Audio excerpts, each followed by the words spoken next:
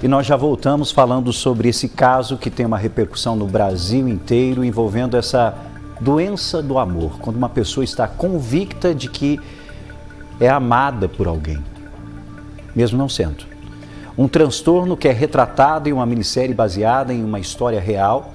E sobre esse assunto, principalmente envolvendo o que aconteceu com esse médico da cidade de Ituiutaba, estou aqui com o psiquiatra, está aqui junto com a gente, Dr. Rodrigo Scalia, acertei? Dr. Rodrigo Scalia, que está aqui junto com a gente, para a gente tentar compreender o que é um stalker e, ao mesmo tempo, acho que a pergunta que está todo mundo fazendo.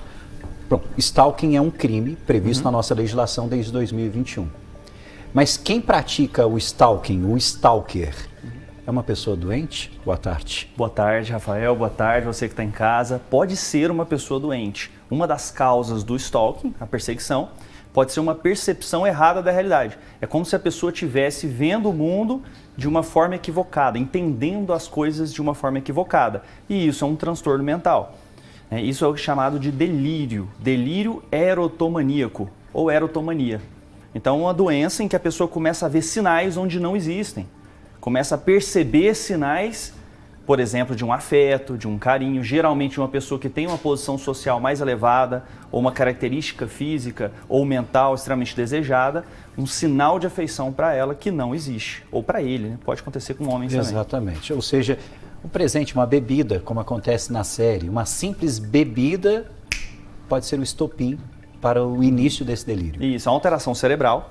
Então é como se a pessoa tivesse com uma saliência alterada. Ela está predisposta a ver sinais e com coincidências onde não existem. Nesse caso, por exemplo, a repórter estava colocando que ela acreditou que o fato de ter sido atendida várias vezes pelo mesmo profissional era um sinal de que deveriam ficar juntos. Então esse tipo de interpretação em que um sinal que é completamente aleatório passa a ser visto como uma mensagem subliminar, como um detalhe, mais que uma coincidência, um sinal de que aquilo realmente está acontecendo. Agora, doutor Rodrigo, o senhor é psiquiatra, atende diversos pacientes.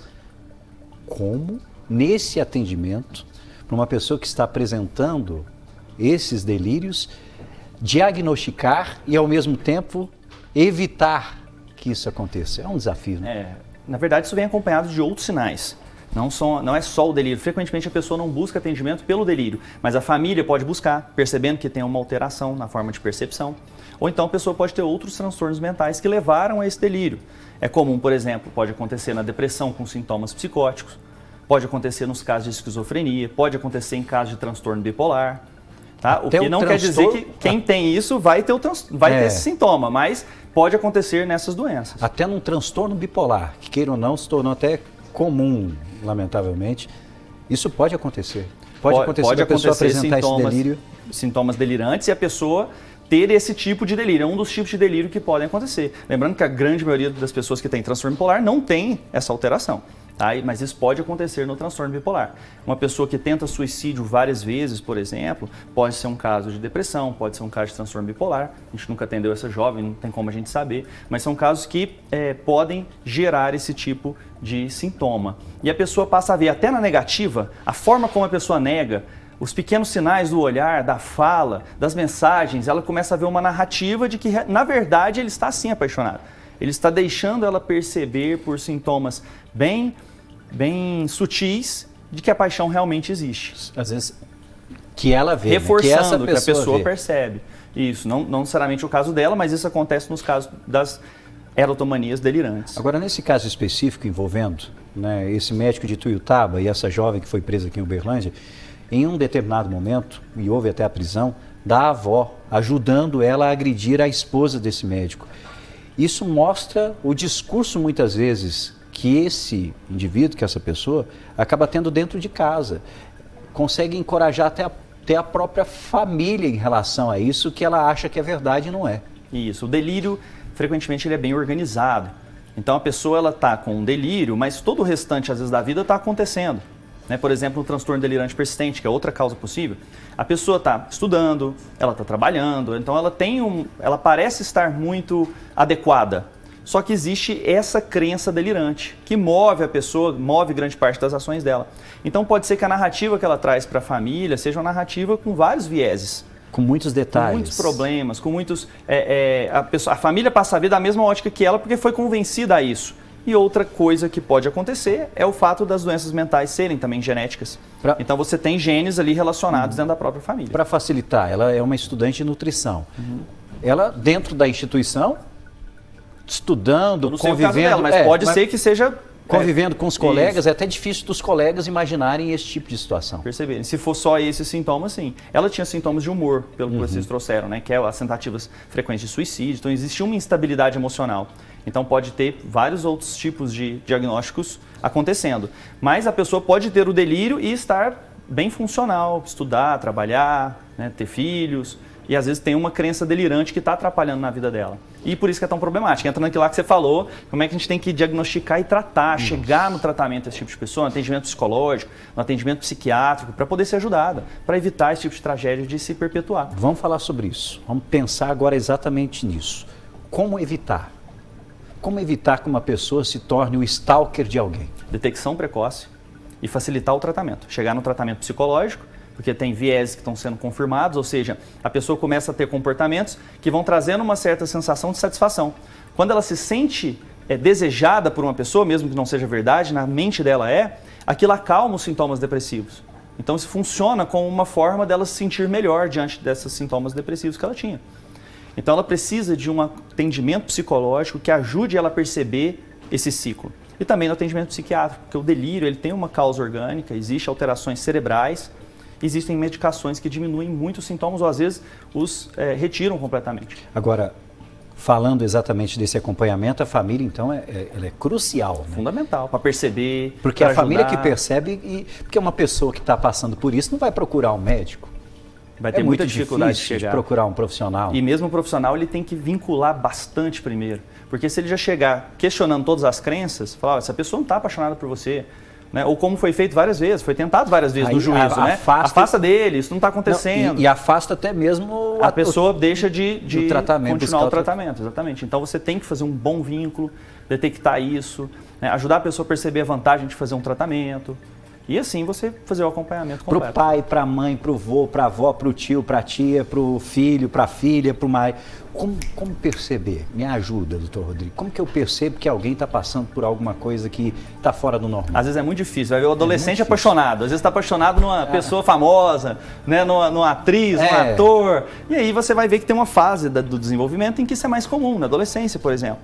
Né? A pessoa se sentir apaixonada por uma pessoa que nem o conhece, ou somente vê pela rede social. Então, se você nota que a pessoa está pegando pequenos detalhes, por exemplo, curtiu o meu comentário, e interpretando isso de uma maneira muito exagerada, é um sinal.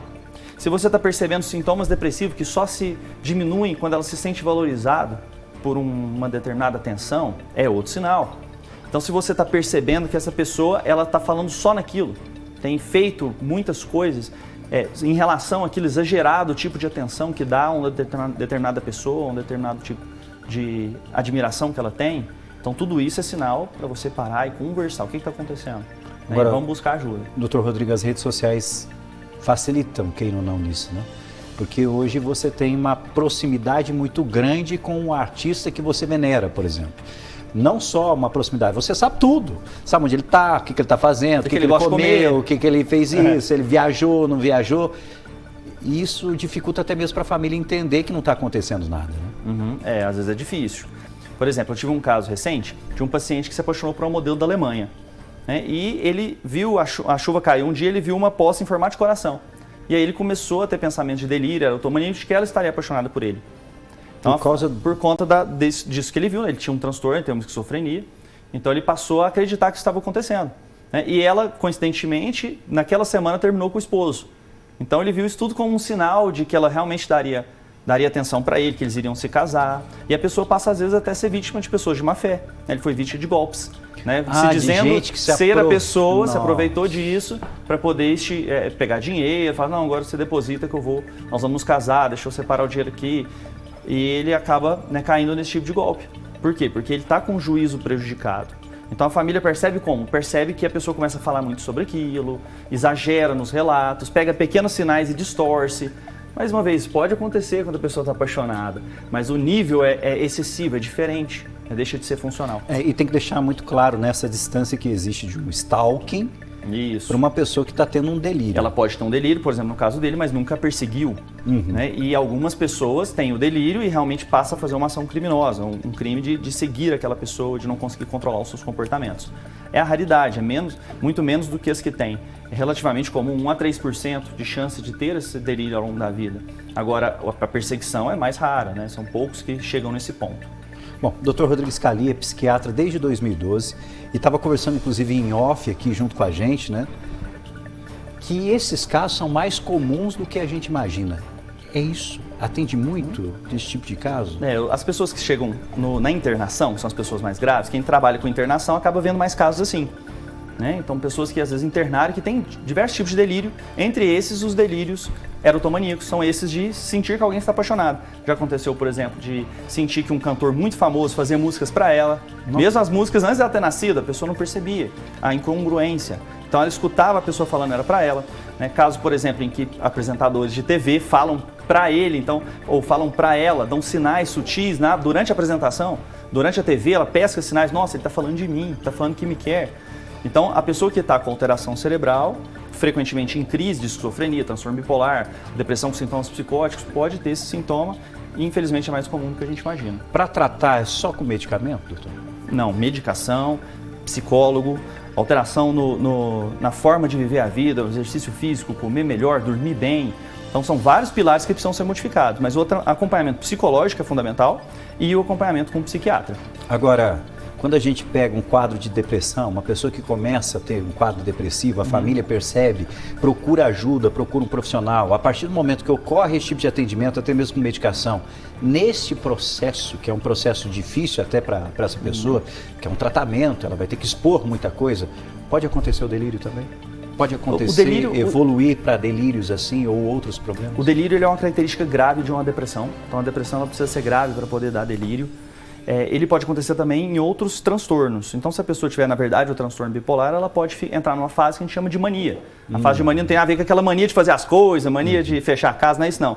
É mania ficar acelerado, ficar muito acelerado, ficar falando demais. Que, por exemplo, lá naquela série, no começo ela está muito falante, rindo muito alto, falando, e ligando. Então, assim, pode ser que acelere demais a pessoa. Esse é um caso típico de transtorno bipolar, por exemplo. Aí o delírio pode aparecer. Entre eles, esse é um deles.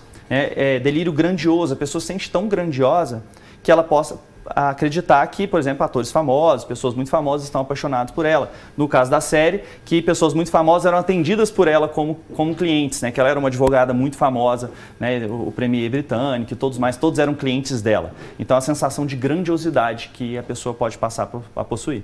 E aí tem que entrar com o tratamento correto para o humor voltar a estar estável e os sintomas psicóticos, esse tipo de delírio, desaparecer. Agora, para a gente encerrar, profissional da área mental, muito tempo, vai gerar polêmica. Essa jovem foi presa. Certo. Está num presídio. É a melhor forma de resolver esse problema? A melhor forma é tratando, ela precisa de tratamento. Agora, existe uma discussão muito grande entre a pessoa que tem transtorno mental, não necessariamente ela não tem culpa, isso é um atenuante. Se ela entende que aquilo era um ato ruim, negativo, se ela entende as consequências do que estava fazendo, ela pode ter culpa mesmo que atenuada por conta do transtorno mental. Ou seja, ela sabia o que ela estava fazendo. Eu não sei no caso dela, realmente não sei. Mas agora, se a pessoa souber o que está fazendo, no sentido de que aquilo é errado e mesmo assim o faz, mesmo que estando com transtorno mental, aí você tem uma discussão com culpa. Então tem um psiquiatra especialista nisso, que é o perito, para avaliar se ela tinha consciência e que nível de consciência que ela tinha. E por isso que essa discussão é tão importante. Às vezes, por exemplo, você ter um tipo de tratamento que reabilite a pessoa é muito mais significativo do que simplesmente isolá-la ou deixá-la num ambiente inadequado. O que pode piorar, dependendo da situação e do quadro. Claro, especificamente a gente tem que conhecer, estamos aqui falando sobre toda essa situação que existe uma questão jurídica, existe um crime que foi praticado e as autoridades resolveram agir para proteger a família desse médico que está muito claro. Sofrimento intenso, claramente. Intenso, que também vão precisar de acompanhamento, que eles estavam com medo até de sair de casa. Então, estão tendo esse acompanhamento e uma jovem que foi presa e que não dá simplesmente para deixar ela lá e pronto, acabou. Né? Tem que buscar aí um acompanhamento e um tratamento para que se busque, né, de todas as formas resolver isso. Não basta só punir, né, como se tentou fazer. Fala, não faça isso que vai acontecer aqui. Porque daqui a pouco ela sai. Precisa tratar. Daqui a pouco, né, ela tem liberdade. E aí? O que acontece a partir de agora? Foi um prazer, Rafael. Rodrigo, obrigado. Um Olha, abraço. extremamente valiosa a sua participação Obrigado. aqui junto com a gente, para a gente tentar compreender e chamar a atenção das pessoas a buscar sempre um tratamento, buscar ajuda e ao mesmo tempo as famílias perceberem essa movimentação. Porque você consegue perceber o que está acontecendo com o outro que está tão próximo a você. Uma simples alteração, aconteceu às vezes uma grande mudança na sua vida, na rotina, envolve até perda de trabalho, falecimento e companhia, né? São muitos os casos. É fundamental ficar de olho e, se precisar, ter acompanhamento e sem preconceito quanto a isso. Nós estamos num mundo diferente, melhor, graças a Deus. Então, se precisar, procure um profissional. Existem tantos aí habilitados para prestar esse atendimento, não só para essa pessoa, mas para a família inteira, que é fundamental. Prazer, viu? Muito obrigado. Grande abraço. Obrigado, doutor. Tchau, pessoal. Qualquer novidade, por favor, fique à vontade para voltar aqui junto com a gente. Obrigado. Obrigado.